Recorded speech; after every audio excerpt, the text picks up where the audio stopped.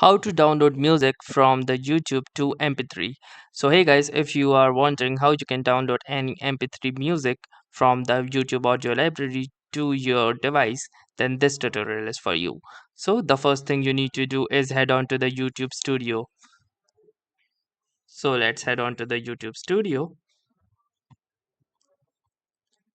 and here you can see that currently I am in my YouTube studio. Then the next thing you need to do is simply scroll down and you will see this option of audio library.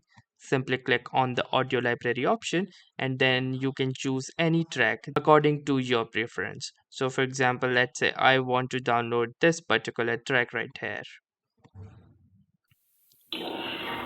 So in order to download this track, what you can see is that once you will hover onto this, you can see this download button.